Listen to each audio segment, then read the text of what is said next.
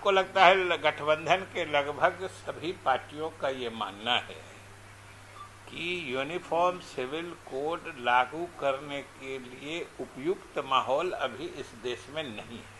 आखिर 18-19 में इन्हीं के आयोग ने जो ये प्रतिवेदन दिया, तो पिछला 2-3 साल में बिहार के सामाजिक माहौल में या सामाजिक इसके गठन में क्या परिवर्तन हो गया जो फिर इसको नए ढंग से आगे बढ़ा रहे हैं। तो एक तरह से जबरदस्ती थोपने लादने की साजिश हो रही है। जिस ढंग से प्रधानमंत्री ने भोपाल में घोषणा कर दी कि ये सब है, एक देश एक कानून होगा, इनको किसी चीज से मतलब नहीं है। अब चुनाव आने वाला है, उसके पहले फिर ये कोई इस तरह का सनसनीखेज मुद्दा देश में फैलाना चाहते हैं। बल्कि ये आपको हम बता दें कि जितने लोग पटना आए थे, जितनी पार्टियां, उससे अधिक लोग बेंगलोर जा रहे, उससे अधिक पार्टियां आ रही हैं। यही तो इसकी संभाव्यता से लेके इसकी मतलब इसकी सफलता सबकी कहानी बता रही है। एक बार ये लक्ष्य हम लोग हासिल कर लेंगे, उसके बाद नेतृत्व कौन करेगा। नमस्कार, आप देख रहे हैं लाइव बिहार में हूं आपके साथ असलम अब्बास। आगामी लोकसभा चुनाव 2024 को लेकर एक तरफ एनडीए अपने छोटे छोटे दलों को जुटाने में लगी है, तो दूसरी तरफ कांग्रेस के साथ पूरे विपक्ष एक प्लेटफॉर्म पर आने की कोशिश में लगी हुई। और इसी के तहत राजधानी पटना में 23 जून को लगभग 15 से 16 या कहें कि 17-18 पार्टियों की बैठक हुई थी, जिस बैठक के बाद अब आगामी 17 और 18 तारीख को कर्नाटक की राजधानी बेंगलुरु में विपक्षी दलों की बैठक निर्धारित है, जिसको लेकर पूरे विपक्ष की तरफ से तैयारी भी जबरदस्त किया गया है। और इसी तैयारी का जो प्रोद्धा थे, जो सबसे मजबूत कड़ी थे, वो बिहार के मुख्यमंत्री नीतीश कुमार थे। लेकिन उसका रिजल्ट अब जो है, परिणाम जो है जमीन पर आने लगा है, बाहर निकल कर आने लगा है। और इसकी शुरुआत बेंगलुरु की मीटिंग से होने वाली है, जहां ये उम्मीद जताई जा रही है कि विपक्ष का नेतृत्व कौन करेगा, विपक्ष में सहयोग की भूमिका कौन निभाएगा। इन तमाम सवाल को लेकर तो 17 और 18 तारीख को बेंगलुरु में बैठक होनी है, जिसमें लगभग 20 से 22 दलों की शामिल होने की बात कही जा रही है। जहां इस बात की पुरजोर तरीके से चर्चा की जाएगी कि आखिर मौजूदा समय में एनडीए सरकार यानी नरेंद्र मोदी की सरकार को कैसे सत्ता से बेदखल किया जाए। और इसी बात को लेकर नीतीश कुमार के खास मंत्री विजय कुमार चौधरी क्या कुछ बोल रहे हैं, जरा आप सुनिए।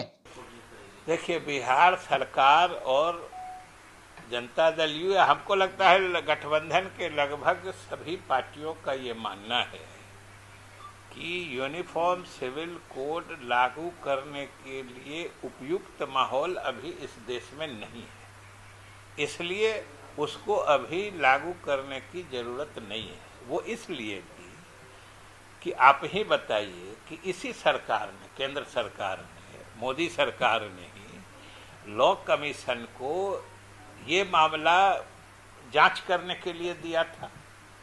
और अभी 2018 में इन्हीं के विधि आयोग ने, लॉ कमीशन ने रिपोर्ट दिया कि समान नागरिक संहिता यानी यूनिफॉर्म सिविल कोड लागू करने की न आवश्यकता है न ये वांछनीय है। उसका लैंग्वेज है कि नाइदर नेसेसरी नॉर डिजायरेबल। तो हम लोग तो ये समझना चाहते हैं कि आखिर 18-19 में इन्हीं के आयोग ने जो ये प्रतिवेदन दिया, तो पिछला 2-3 साल में बिहार के सामाजिक माहौल में या सामाजिक इसके गठन में क्या परिवर्तन हो गया जो फिर इसको नए ढंग से आगे बढ़ा रहे हैं। और आप समझिए कि ये तो बढ़ाने, ये तो एक तरह से जबरदस्ती थोपने लादने की साजिश हो रही है। जिस ढंग से प्रधानमंत्री ने भोपाल में घोषणा कर दी कि ये सब है, एक देश एक कानून होगा। अब यहीं के एक भाजपा नेता जो उसके लॉ पैनल में भी है, बयान दे रहे हैं आदिवासी को अलग कर देंगे। अब इनको धीरे धीरे एहसास हो रहा है। क्या करें, आज हमने फिर देखा है जो उसकी तिथियां, जो लोगों से रिस्पांस लेने की है, उस तिथि भी बढ़ाई गई है। इसलिए ये तो सिर्फ इनको किसी चीज से मतलब नहीं है।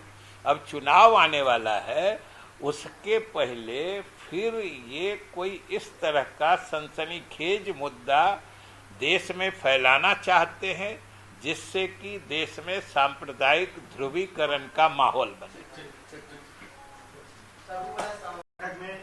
तेजस्वी यादव, तेजस्वी सब लोग जा रहे हैं, नीतीश कुमार भी जा रहे हैं, आप लोग जा रहे हैं बैठक में? सब लोग जा ही रहे, कौन कौन लोग जा रहे हैं? सब, अब तो सब लोग जा रहे हैं। बल्कि ये आपको हम बता दें कि जितने लोग पटना आए थे, जितनी पार्टियां, उससे अधिक लोग बेंगलोर जा रहे हैं। कितना इफेक्टिव है एनडीए को रोकने के लिए बैठक? यही तो हम कह रहे हैं कि विपक्षी दलों की एकता का प्रभाव देखिए।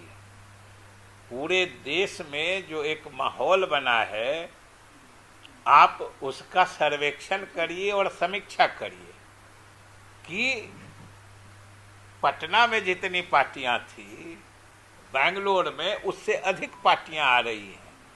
यही तो इसकी संभाव्यता से लेके इसकी मतलब इसकी सफलता सबकी कहानी बता रही है कि पटना वाली बैठक कितनी सफल हुई, कि और पार्टियां भी मुखातिब हैं। सब कहा जा रहा है कि इस बैठक में ये भी तय होगा कि आगे पूरी विपक्षी दलों को नेतृत्व कौन करेगा। मुख्यमंत्री नीतीश कुमार का भी नाम सामने आ सकता है। देखिए, सबसे बड़ी बात है कि हमको ये नहीं समझ में आता है कि जब विपक्षी लगभग सभी पार्टियां कह चुकी हैं कि हम लोग साथ मिलके लड़ेंगे, हम लोग का लक्ष्य सिर्फ भाजपा को हटाना है, और एक बार ये लक्ष्य हम लोग हासिल कर लेंगे, उसके बाद नेतृत्व कौन करेगा ये फैसला भी हम लोग आसानी से कर लेंगे। ये बात जब सारे नेता मिलकर अलग अलग हर जगह ये बात बता चुके हैं, तो आखिर नेता कौन होगा, नेता कौन होगा, नेता कौन होगा, ये छटपटाहट क्यों है?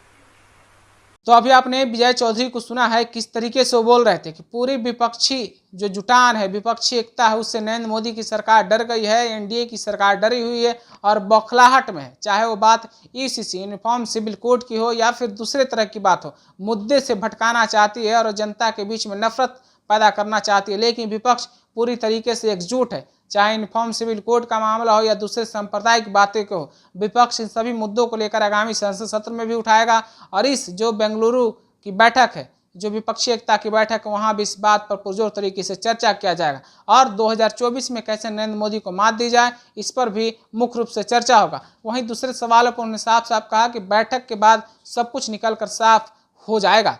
तो आप क्या राय रखते हैं? क्या सचमुच बेंगलुरु के बैठक के बाद कौन होगा विपक्ष का चेहरा, ये निकलकर सामने आ जाएगा? क्या विपक्ष में संयोजक की भूमिका नीतीश कुमार को मिलेगी या फिर कोई दूसरा चेहरा होगा? इन तमाम सवाल जो है उसका जवाब आप हमें कमेंट के रूप में जरूर पहुंचाइएगा। दूसरी खबर के लिए बने रहिए लाइव बिहार के साथ। आपका बहुत बहुत धन्यवाद। लाइव बिहार यूट्यूब पर सब्सक्राइब और फेसबुक पर लाइक जरूर करें।